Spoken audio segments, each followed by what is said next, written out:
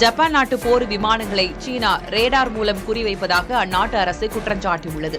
Taiwan மீது சீனா தாக்குதல் நடத்தினால் ஜப்பான் ராணுவம் தலையிடும் என அந்நாட்டு பிரதமர் சனே தகாய்ச்சி கடந்த மாதம் அறிவித்தார். இந்த நிலையில் ஜப்பான் போர் விமானங்களை குறிவைத்து தாக்குதல் நடத்த சீனா முயன்று வருவதாக குற்றச்சாட்டு எழுந்திருக்கிறது. ஆனால் குறிப்பிட்ட பகுதியில் சீனா போர் பயிற்சியில் ஈடுபட்டதாகவும் இதுகுறித்து அந்நாட்டுக்கு முன்னரே தகவல் அளிக்கப்பட்டதாகவும் தெரிவிக்கப்பட்டுள்ளது.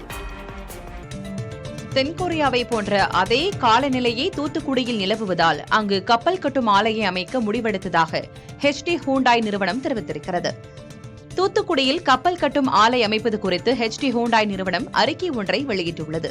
தங்கள் ஆலைக்கு சலுகைகள், மானியங்கள் வழங்க தமிழ்நாடு அரசு முன்வந்துள்ளதாகவும் அந்த அறிக்கை தெரிவிக்கிறது. குஜராத், ஆந்திரா, தமிழ்நாடு உள்ளிட்ட 5 மாநிலங்களை மத்திய அரசு தங்களுக்கு பரிந்துரைத்ததாகவும் அதில் தமிழகத்தை தாங்கள் தேர்வு செய்ததாகவும் HD ஹூண்டாய் கூறியுள்ளது. தமிழ்நாடு அனுப்பி வைத்த 950 மெட்ரிக் டன் உதவிப் பொருட்கள் இலங்கையை சென்றடைந்தன. சென்னை துறைமுகத்திலிருந்து முதலமைச்சர் ஸ்டாலின் கொடியசைத்து வழி அனுப்பி வைத்த கப்பல் இலங்கையை சென்றடைந்தது. 950 மெட்ரிக் டன் நிவாரணப் பொதிகளில் பருப்பு, சீனி மற்றும் பால் மாவு உள்ளிட்ட அத்தியாவசிய உணவுப் பொருட்கள் உள்ளன. வெள்ளத்தால் பாதிக்கப்பட்ட மக்களின் உடனடி தேவைகளை பூர்த்தி செய்யும் வகையில் 10,000 துண்டுகள், 5,000 சேலைகள், 5,000 வேட்டிகள், 10,000 படுக்கை விரிப்புகள் மற்றும் 1000 தற்காலிக கூடாரங்கள் அமைக்கும் பொருட்கள் போன்ற அத்தியாவசிய பொருட்களும் அதில் அடங்கியுள்ளன. ஸ்பெயினில் நடைபெறும் பாரம்பரியமிக்க லா லிகா கால்பந்து தொடரில் புகழ்பெற்ற ரியல் மேட்ரிட் அணி அதிர்ச்சி தோல்வியை சந்தித்தது. சொந்த மைதானத்தில் நடைபெற்ற போட்டியில் புள்ளிகள் பட்டியலில் பின்தங்கியுள்ள செல்டா விகோ அணியிடம் 2 கோல்கள் வாங்கி தோல்வியடைந்தது.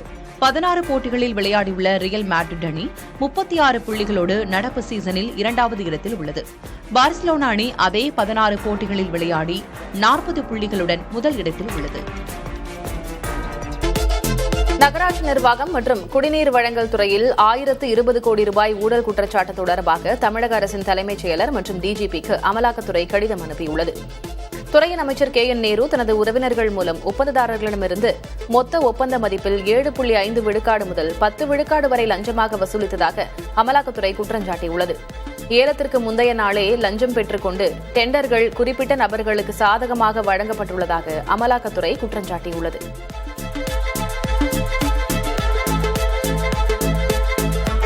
CBI, அமலாக்கத்துறை, வருமான வரித்துறை, தேர்தல் ஆணையம் என்று அனைத்தையும் நமக்கு எதிராக எதிரிகள் பயன்படுத்துவார்கள் என்று திமுக தலைவரும் முதலமைச்சருமான MK ஸ்டாலின் எச்சரித்துள்ளார்.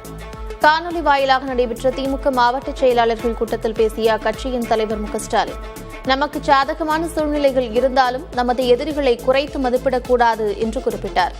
ஊடகங்களை பயன்படுத்தி ஏராளமான பொய்ச் செய்திகளை பரப்புவார்கள் என்றும் போலியான பிம்பங்களை உருவாக்குவார்கள் என்றும் தெரிவித்துள்ளார்.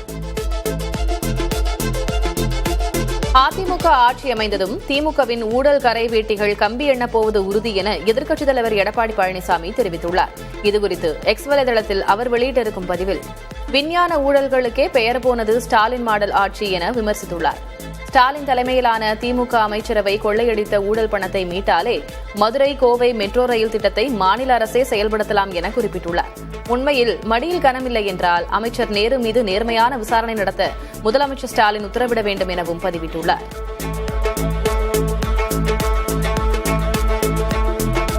திமுக ஆட்சியின் ஊழல் குற்றச்சாட்டுகள் ஆதாரங்களோடு மலை போல உயர்ந்து நிற்பதாக பாஜக மாநில முன்னாள் தலைவர் அண்ணாமலை விமர்சித்துள்ளார். இதுகுறித்து எக்ஸ் வலைதளத்தில் அவர் வெளியிட்டுள்ள பதிவில், பணிக்கு பணம் கேட்டு 888 கோடி ரூபாய் மோசடி செய்ததாக அமைச்சர் KN நேரு மீது ஏற்கனவே புகார் வந்த நிலையில் தற்போது 1020 கோடி ரூபாய் ஊழல் செய்துள்ளதாக மற்றொரு குற்றச்சாட்டு ஆதாரங்களுடன் வந்துள்ளதாக குறிப்பிட்டுள்ளார். இதுகுறித்து உடனடியாக வழக்கு பதிவு செய்ய காவல்துறைக்கு முதலமைச்சர் MK ஸ்டாலின் உத்தரவிட வேண்டும் எனவும் அண்ணாமலை வலியுறுத்தியுள்ளார்.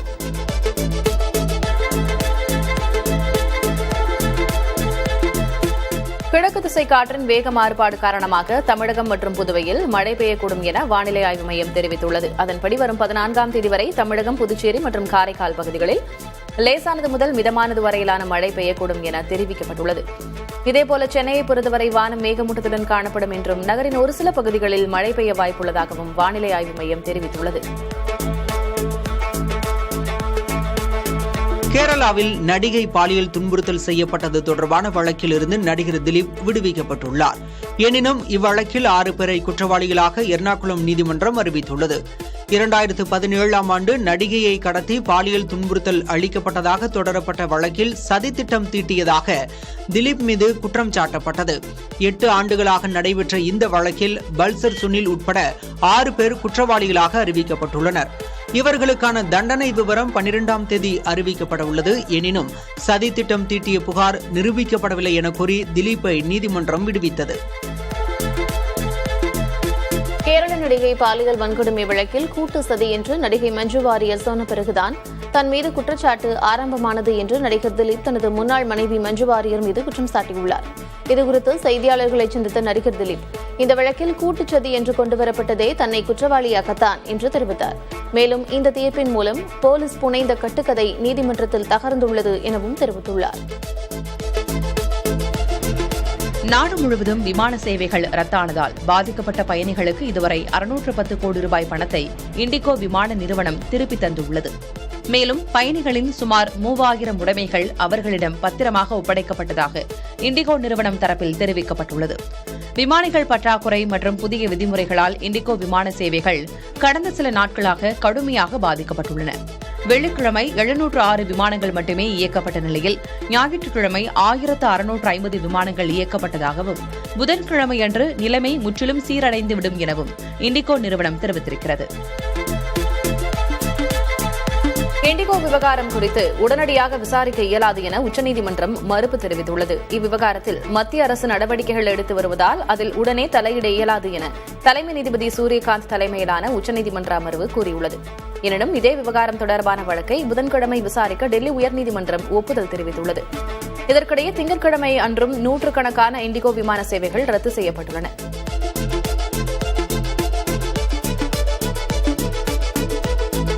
அதிமுக பொதுச் செயலராக எடப்பாடி பழனிசாமி தேர்ந்தெடுக்கப்பட்ட விவகாரத்தில் சென்னை உயர்நீதிமன்ற உத்தரவுக்கு எதிராக உச்சநீதிமன்றத்தில் மேல்முறையீடு செய்யப்பட்டுள்ளது. எடப்பாடி பழனிசாமி அதிமுக பொதுச் செயலராக தேர்வு செய்யப்பட்டதை எதிர்த்து சூரியமூர்த்தி என்பவர் சென்னை 4வது உரிமையியல் நீதிமன்றத்தில் வழக்கு தொடர்ந்தார். இந்த வழக்கை நிராகரிக்க வேண்டும் என எடப்பாடி பழனிசாமி தரப்பில் சென்னை உயர்நீதிமன்றத்தில் முறையிடப்பட்டது. இதனையடுத்து சூரியமூர்த்தியின் மனு நிராகரிக்கப்பட்ட நிலையில் தற்போது அவர் உச்சநீதிமன்றத்தில் மேல்முறையீடு செய்துள்ளார்.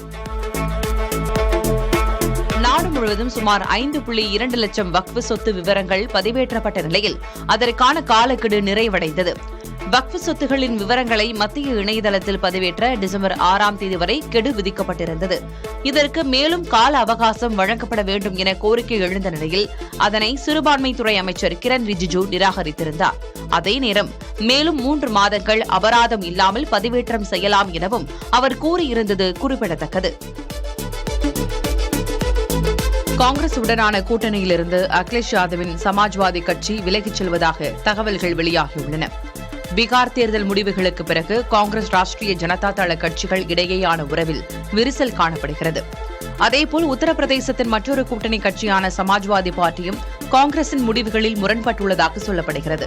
நாடாளுமன்ற குளிர்கால கூட்டத்தொடரில் SIR மீதான சிறப்பு கவனம் குறித்து காங்கிரஸ் மேற்கொண்ட விவாதத்தில் சமாஜ்வாதி கட்சி பங்கேற்கவில்லை. மேலும் வரக்கூடிய உத்தரப்பிரதேச உள்ளாட்சித் தேர்தலிலும் காங்கிரஸ் கூட்டணியில் இணைய சமாஜ்வாதி கட்சி ஆர்வம் காட்டவில்லை என்று சொல்லப்படுகிறது. அடுத்த ஆண்டு நடைபெறவுள்ள மேற்குவங்க சட்டமன்ற தேர்தலில் காங்கிரஸ் திரிணாமுல் காங்கிரஸ் கூட்டணி கேள்விக்குறியாகியுள்ளது.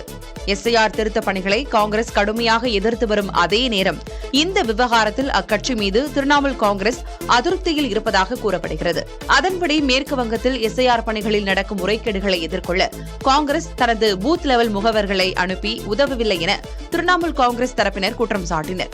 இதனால் அடுத்த ஆண்டு சட்டமன்ற தேர்தலில் திரிணாமுல் காங்கிரஸ் தனித்து போட்டியிட முடிவு செய்துள்ளதாக சொல்லப்படுகிறது. முதல்வர் பதவியை அடைய 500 கோடி ரூபாய் கொடுக்க வேண்டும் என கூறிய காங்கிரஸ் தலைவர் நவ்ஜோத் கவுர் சித்துவை மனநல மருத்துவமனையில்தான் அனுமதிக்க வேண்டும் என்று கர்நாடக துணை முதல்வர் DK சிவக்குமார் கூறியுள்ளார். பஞ்சாப் மாநில காங்கிரஸ் முன்னாள் தலைவரும் முன்னாள் கிரிக்கெட் வீரருமான நவ்ஜோத் சிங் சித்துவின் மனைவி நவ்ஜோத் கவுர் சித்துவும் அக்கட்சியில் உள்ளார். ஆளுநரை சந்தித்து பேசிய பிறகு செய்தியாளர்களிடம் பேசிய அவர், பஞ்சாபில் 500 கோடி ரூபாய் காங்கிரஸ் கட்சி தலைமைக்கு கொடுப்பவர்கள் முதல்வர் ஆகலாம் என்ற நிலை உள்ளது என்ற ரீதியில் கருத்து தெரிவித்தார். ஆனால் தனது பேச்சு திரிக்கப்பட்டதாக அவர் விளக்கமளித்தார். ஹைதராபாத்தில் முக்கிய சாலைகளுக்கு பிரபல தலைவர்கள், தொழிலதிபர்கள் பெயர்கள் வைக்கப்படுவதாக தெலுங்கானா அரசு தெரிவித்துள்ளது. டொனால்ட் ட்ரம்ப் சாலை, ரத்தன் டாடா சாலை, கூகுள் சாலை, மைக்ரோசாப்ட் சாலை, விப்ரோ சந்திப்பு உள்ளிட்ட பெயர்கள் வைக்கப்படும் என தெரிவிக்கப்பட்டுள்ளது. ஹைதராபாத்தில் புதிய புறவழிச்சாலைகள் அமைக்கப்பட்டுள்ள நிலையில் அவற்றுக்கு இந்த பெயர்கள் சூட்டப்பட உள்ளன. ட்ரம்ப் பெயர் சூட்டுவது குறித்து அமெரிக்க தூதரகத்திடம் தெரிவிக்கப்பட்டுள்ளதாக தெலுங்கானா அரசு தெரிவித்துள்ளது. ஆனால் இதுபோன்ற பெயர்களை சூட்டுவது அர்த்தமற்றது என கூறியுள்ள பாஜக, ஹைதராபாத்தின் பெயரை அதன் பழைய பெயரான பாக்கியநகர் என மாற்றுமாறு வலியுறுத்தியுள்ளது. ஹிமாச்சல பிரதேச மாநிலம் மணாலியில் உள்ள ரோக்டங் கணவாயில் லேசான பனிப்பொழிவு தொடங்கியிருப்பதால் பள்ளத்தாக்கு பகுதிகளில் குளிர் மிகவும் அதிகரித்துள்ளது. நிலப்பரப்பின் மீது மெல்லிய பனிப்போர்வை படர்ந்திருக்கிறது. இதனால் இந்த பகுதி விரைவில் முழுமையான பனிச்சோலையாக மாறும் அறிகுறி தென்படுகிறது. மேற்கு வங்க தேர்தலை கருத்தில் கொண்டு வந்தே மாதரம் பாடலை பாஜக அரசு கையில் எடுத்துள்ளதாக காங்கிரஸ் பொதுச் செயலர் பிரியங்கா காந்தி விமர்சித்துள்ளார். மக்களவையில் விவாதத்தில் பேசிய அவர், வந்தே மாதரம் குறித்து பேசுவது முக்கியமான பிரச்சினைகளிலிருந்து மக்களை திசை திருப்பும் முயற்சி என குறிப்பிட்டார். நாட்டின் எதிர்காலம் குறித்து அரசுக்கு எந்த திட்டமும் இல்லை என்றும், கடந்த கால நிகழ்வுகள் பற்றி மட்டுமே பேசி வருவதாகவும் அவர் சாடினார்.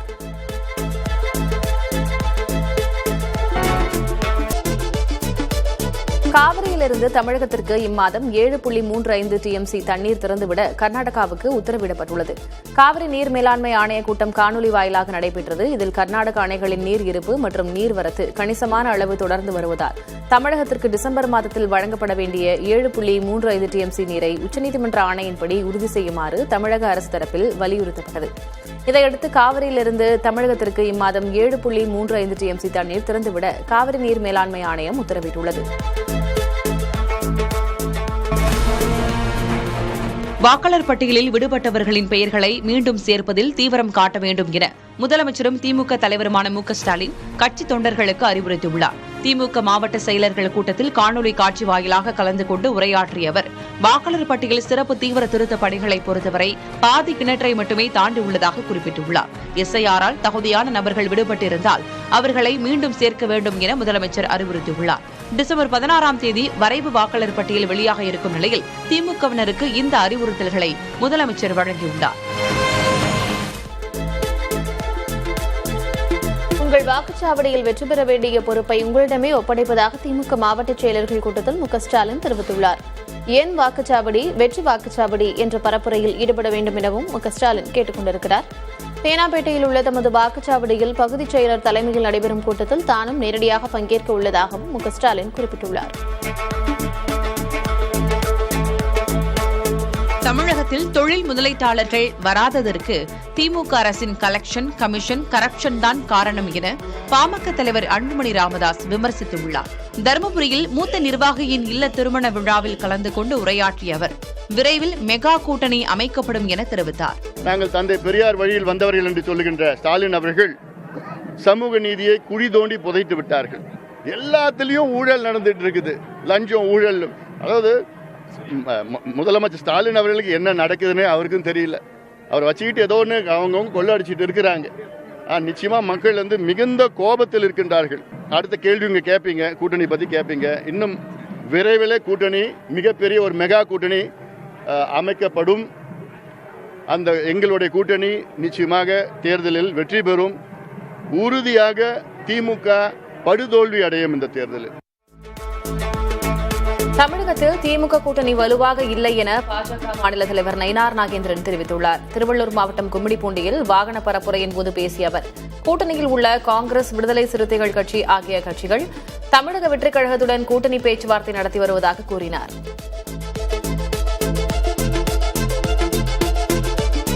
தேசிய ஜனநாயக கூட்டணியில் சில கட்சிகள் பிளவுபட்டிருப்பதாக தெரிவித்துள்ள அமமுக பொதுச் செயலர் TTP தினகரன், அந்த கூட்டணியில் உள்ள சில கட்சிகளுடன் திமுக பேசி வருவதாகவும் தெரிவித்துள்ளார். திருப்பூர் மாநகர் மாவட்ட அமமுக நிர்வாகிகளுடனான ஆலோசனைக் கூட்டத்தில் கலந்து கொண்டு பேசிய அவர், திமுகவை வீழ்த்த நினைக்கும் கட்சிகள் தங்களை சுய பரிசோதனை செய்து கொள்ள வேண்டும் என்று தெரிவித்தார்.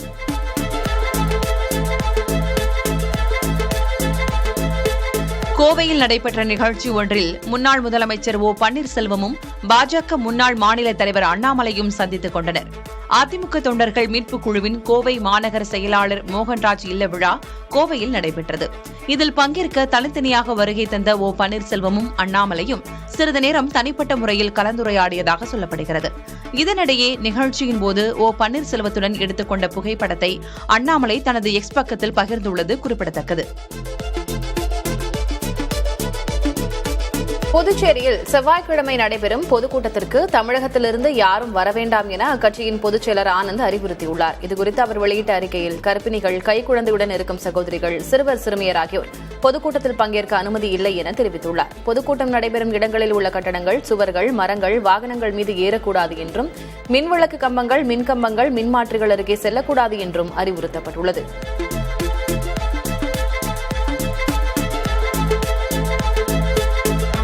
திருப்பரங்குன்றம் மலையில் ஏறுவதற்கு தொடர்ந்து 6வது நாளாக பக்தர்களுக்கு அனுமதி மறுக்கப்பட்டுள்ளது. திருப்பரங்குன்றத்தில் மலை மீது உள்ள தூணில் தீபம் ஏற்றுவது தொடர்பான சென்னை உயர்நீதிமன்ற மதுரை கிளையின் உத்தரவை நடைமுறைப்படுத்தாததால் நீதிமன்ற அவமதிப்பு வழக்கு நாளை விசாரணைக்கு வரவுள்ளது. அதேபோல் உச்சநீதிமன்றத்தில் தமிழக அரசின் மேல்முறையீட்டு மனு மீதான விசாரணையும் நாளை வரலாம் என எதிர்பார்க்கப்படுகிறது. அசம்பாவிதங்களை தவிர்க்க 1000க்கும் மேற்பட்ட காவலர்கள் திருப்பரங்குன்றம் பகுதி முழுவதும் பாதுகாப்பு பணியில் ஈடுபடுத்தப்பட்டுள்ளனர். தமிழக மக்களை இனத்தால், மொழியால், மதத்தால் பிரிக்க முடியாது என்று அறநிலையத்துறை அமைச்சர் சேகர்பாபு தெரிவித்துள்ளார். திண்டுக்கல் மாவட்டம் கொடைக்கானல் குறிஞ்சி ஆண்டவர் கோயிலில் 3 வேளையும் அன்னதானம் வழங்கும் திட்டத்தை அமைச்சர் சேகர்பாபு தொடங்கி வைத்தார். பின்னர் செய்தியாளர்களிடம் பேசிய அவர், தமிழ்நாடு அயோத்தியாக மாறினால் தவறில்லை என்று பாஜக மாநில தலைவர் நயினார் நாகேந்திரன் தெரிவித்த கருத்துக்கு பதிலளித்தார்.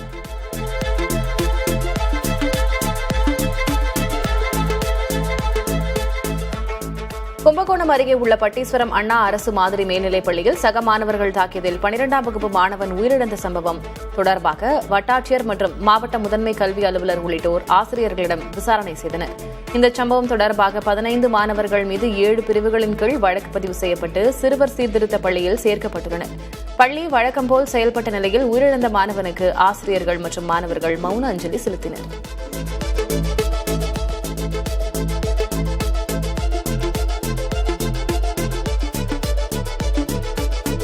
காட்டு யானைகளை இடமாற்றம் செய்வது தொடர்பான வழிகாட்டு நெறிமுறைகளை வகுக்க குழு அமைத்து தமிழ்நாடு அரசு ஆணை பிறப்பித்துள்ளது. இதுகுறித்து வெளியிடப்பட்ட அறிக்கையில் முதன்மை தலைமை வன பாதுகாவலர் உதயன் தலைமையில் 6 பேர் கொண்ட குழு அமைக்கப்பட்டிருப்பதாக தெரிவிக்கப்பட்டுள்ளது. வனவிலங்கு இடமாற்றத்திற்கான அறிவியல் பூர்வ கட்டமைப்பை உருவாக்கும் நோக்கத்திலேயே இந்த குழு அமைக்கப்பட்டிருப்பதாக கூறப்பட்டுள்ளது. யானைகளின் இறப்பு தொடர்பான சமீபத்திய நிகழ்வுகளின் மதிப்பீடு மற்றும் மதிப்பாய்வை இக்குழு செய்யும் என்றும் 2 மாதங்களுக்குள் அறிக்கையையும் வரைவு வழிகாட்டு நெறிமுறைகளையும் அரசிடம் இக்குழு சமர்ப்பிக்கும் என்றும் தெரிவிக்கப்பட்டுள்ளது. கடந்த சில மாதங்களில் காட்டு யானைகள் இடமாற்றம் செய்யப்பட்ட போது இறந்ததாக எழுந்த புகாரை அடுத்து இந்த நடவடிக்கை எடுக்கப்பட்டுள்ளது. மருத்துவத்துறையில் 15 ஆண்டுகளுக்கு மேலாக நிரப்பப்படாமல் இருக்கும் செவிலியர் உதவியாளர் காலி பணியிடங்களை உடனடியாக நிரப்ப வலியுறுத்தி பயிற்சி முடித்த மாணவ மாணவிகள் சென்னை சிவானந்தா சாலையில் ஆர்ப்பாட்டத்தில் ஈடுபட்டனர். 2012ஆம் ஆண்டுக்கு பிறகு அரசு நடவடிக்கை எடுக்காததால் பயிற்சி முடித்த பின்னும் வேலையில்லாமல் தவிப்பதாக மாணவர்கள் வேதனை தெரிவித்தனர். கொரோனா காலத்தில் பணியாற்றிய தங்கள் வாழ்வாதாரத்தை மேம்படுத்த காலதாமதமின்றி உடனடியாக பணி வழங்க வேண்டும் என்று தமிழக அரசுக்கு அவர்கள் கோரிக்கை விடுத்தனர்.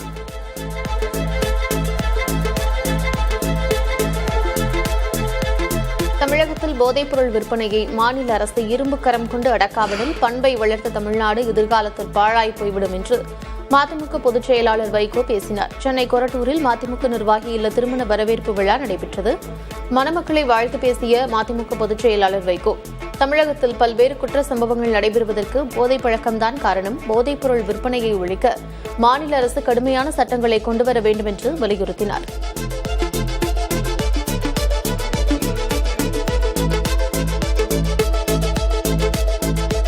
சென்னையில் ஆபரண தங்கத்தின் விலையில் எந்த மாற்றமும் இன்றி விற்பனையாகிறது. 1 கிராம் தங்கம் 12,040 ரூபாய்க்கு விற்பனையாகும் நிலையில் 1 சவரன் தங்கம் 96,320 ரூபாய்க்கு விற்பனை செய்யப்படுகிறது. இதற்கிடையே சென்னையில் 1 கிராம் வெள்ளி 1 ரூபாய் குறைந்து 198 ரூபாய்க்கு விற்பனை செய்யப்படுகிறது. 1 கிலோ வெள்ளி 1000 ரூபாய் குறைந்து 1,98,000 ரூபாய்க்கு விற்பனையாகிறது.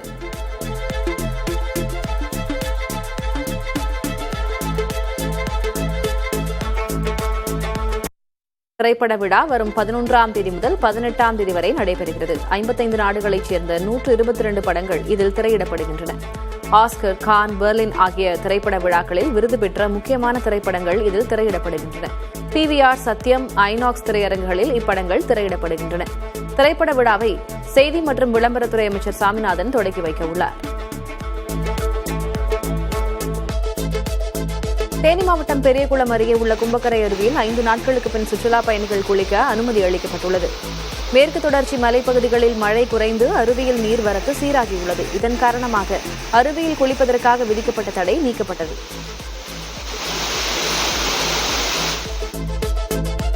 போரூர் முதல் பூந்தமல்லி வரையிலான மெட்ரோ ரயில் சேவை அடுத்த மாதம் தொடங்கும் என்று சென்னை மெட்ரோ ரயில் நிறுவன அதிகாரிகள் தெரிவித்துள்ளனர்.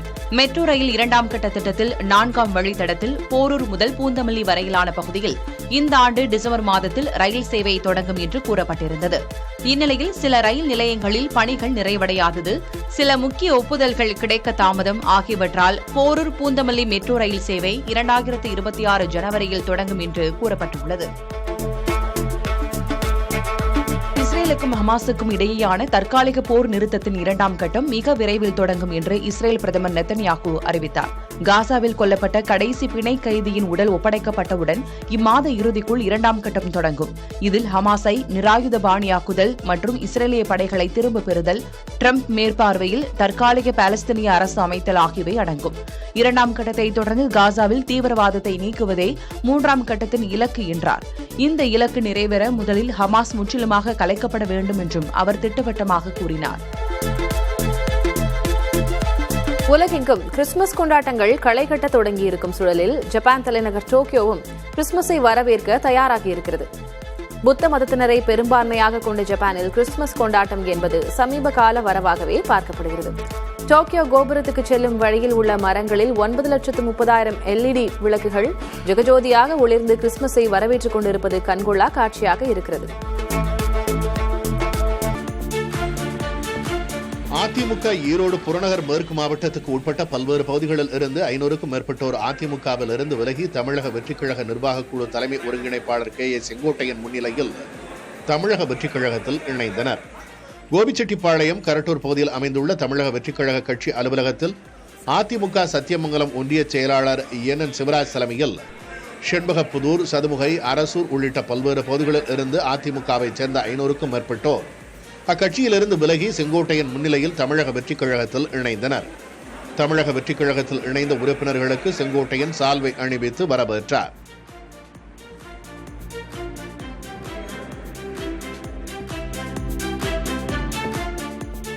மத்திய அரசு புதிதாக அமல்படுத்தவிருக்கும் தொழிலாளர் நலச்சட்டங்களை திரும்பப் பெற வலியுறுத்தி மதுரை, தூத்துக்குடி, விழுப்புரம் மற்றும் புதுச்சேரியில் ஆர்ப்பாட்டம் நடைபெற்றது.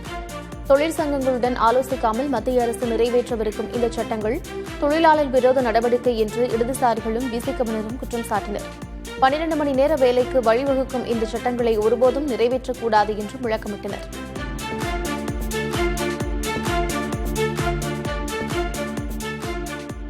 அடிப்படை வசதிகள் செய்து தரக்கோரி ராஜபாளையத்தை அடுத்த என் கிருஷ்ணாபுரம் கிராம மக்கள் மேலராஜகுலராமன் ஊராட்சி அலுவலகத்தை முற்றுகையிட்டனர். தங்கள் கிராமத்தில் உள்ள பழுதடைந்த குடிநீர் தொட்டிக்கு மாற்றாக புதிய தொட்டி அமைத்து தரக்கோரியும், சேதமடைந்த சாலைகள், தெருவிளக்கு, கழிவுநீர் வடிகால் போன்ற அடிப்படை வசதிகளை உடனடியாக செய்து தர வலியுறுத்தியும் அவர்கள் முழக்கமிட்டனர். அடிப்படை வசதிகள் நிறைவேற்றப்படாவிட்டால் வரும் தேர்தலை புறக்கணிப்போம் என்றும் எச்சரிக்கை விடுத்தனர்.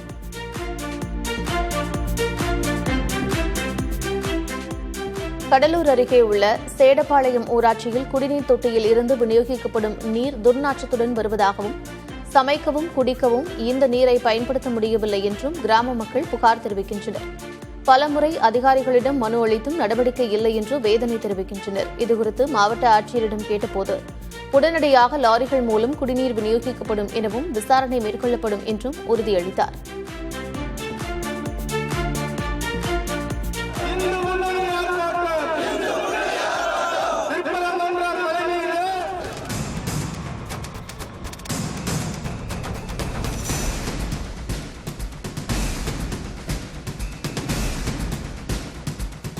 திருப்பரங்குன்றம் கார்த்திகை தீப விவகாரத்தில் அறநிலையத்துறையை கண்டித்து ஆர்ப்பாட்டத்தில் ஈடுபட்ட இந்து முன்னணி அமைப்பினர் 242 நபர்கள் மீது காவல்துறையினர் வழக்கு பதிவு செய்துள்ளனர்.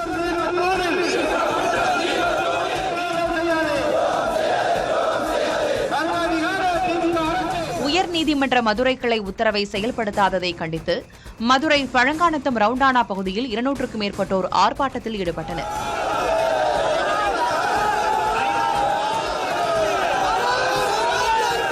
அப்போது தமிழக அரசு மற்றும் இந்து சமய அறநிலையத்துறைக்கு எதிராக அவர்கள் கண்டன முழக்கங்களை எழுப்பினர். இந்நிலையில் அனுமதியின்றி போராட்டம் நடத்திய 242 நபர்கள் மீது காவல்துறை வழக்கு பதிவு செய்துள்ளது.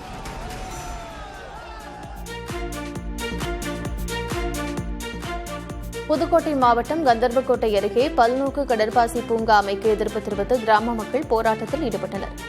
மங்கனூர் கிராமத்தில் மீன்வளத்துறை சார்பில் சுமார் 250 ஏக்கர் மேய்ச்சல் புறம்போக்கு நிலத்தில் பல்நோக்கு கடற்பாசி பூங்காவுக்கான கட்டுமானப் பணிகள் தொடங்கி நடைபெற்று வருகின்றன.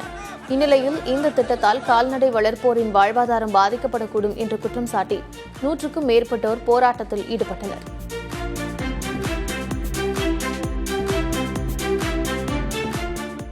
காஞ்சிபுரம் ஏகாம்பரநாதர் கோயில் கோபுரம் காலை சூரிய ஒளியில் பொன்னிறமாக பிரதிபலிப்பால் ரம்மியமாக காட்சியளித்தது. ஏகாம்பரநாதர் கோவில் குடமுழுக்கு நாளில் கோபுர கலச தரிசனத்துடன் பக்தர்கள் சூரிய அருளையும் பெற்றனர். திருவாடானை அருகே கண்மாய் உபரி நீர் கிராமத்திற்குள் புகுந்ததால் மக்கள் சாலை மறியல் போராட்டத்தில் ஈடுபட்டனர். ஓரியூர் கண்மாயிலிருந்து உபரி நீர் வெளியேறியதால் வில்லாரேந்தல் பகுதியின் குடியிருப்புகள் மற்றும் விவசாய நிலங்களை வெள்ளம் சூழ்ந்திருக்கிறது. இதுகுறித்து பலமுறை புகார் அளித்தும் நடவடிக்கை எடுக்கப்படவில்லை என்று கிராம மக்கள் புகார் தெரிவிக்கின்றனர். இந்நிலையில் வெள்ளையபுரம் ஓரியூர் சாலையில் பொதுமக்கள் மறியல் போராட்டம் நடத்தினர்.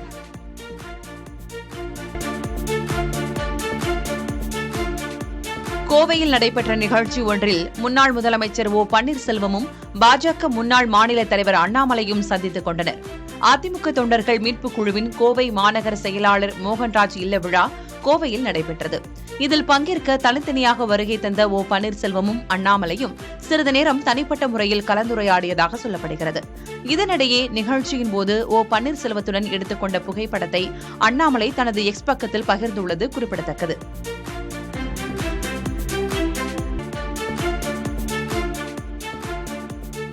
பெரம்பலூர் மாவட்டத்தில் மக்காச்சோளம் உற்பத்திக்கு முக்கிய பகுதியான வெப்பந்தட்டை வட்டாரத்தில் கடந்த சில வாரங்களாக பெய்த தொடர் மழையால் நூற்றுக்கணக்கான ஹெக்டேர் மக்காச்சோள பயிர்கள் முற்றிலும் சேதமடைந்துள்ளதாக விவசாயிகள் தெரிவித்துள்ளனர். அறுவடைக்கு தயாராக இருந்த பயிர்கள் சாய்ந்தும் அழுகியும் வீணானதால் பெரும் நஷ்டம் ஏற்பட்டுள்ளதாக விவசாயிகள் தெரிவித்துள்ளனர். உடனடியாக சேத கணக்கெடுப்பு நடத்தி உரிய இழப்பீடு வழங்க வேண்டும் என்று அரசுக்கு கோரிக்கை விடுத்துள்ளனர். இந்நிலையில் மக்காச்சோள பாதிப்புகளை ஆய்வு செய்து வருவதாக வேளாண் துறை அதிகாரிகள் தெரிவித்திருக்கிறார்கள்.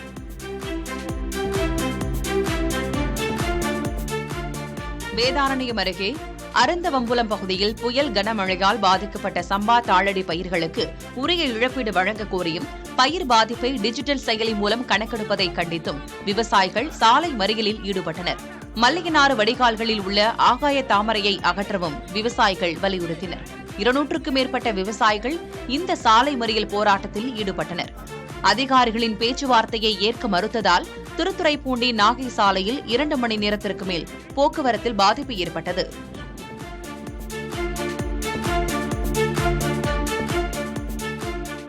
பழனி திருவாவினன்குடி குழந்தை வேலாயுத சுவாமி கோவிலில் குடமுழுக்கு விழா வெகு சிறப்பாக நடைபெற்றது. பழனி முருகன் கோயிலின் உபகோயிலான திருவாவினன்குடி குழந்தை வேலாயுத சுவாமி கோயில் பழனி மலையடிவாரத்தில் அமைந்துள்ளது. பழனியின் சிறப்பை மலைக்கோவில் மற்றும் இந்த அடிவார கோயில்தான். 12 ஆண்டுகளுக்கு பின் இந்த கோயிலில் குடமுழுக்கு விழா நடைபெற்றது. யாகசாலையில் வைத்து பூஜிக்கப்பட்ட புனித நீர் நிரம்பிய கலசங்கள் மேளதாளங்களோடு பரிவார மூர்த்திகள் புடைசூழ ஊர்வலமாக எடுத்துச் செல்லப்பட்டன. பின்னர் விமான கலசங்களுக்கும் ராஜகோபுர கலசங்களுக்கும் புனித நீர் ஊற்றப்பட்டு திருக்குட நன்னீராட்டம் நடைபெற்றது. இதில் அமைச்சர் சேகர்பாபு மற்றும் திரளான பக்தர்கள் கலந்து கொண்டு அரோகரா முழக்கத்துடன் தரிசனம் செய்தனர்.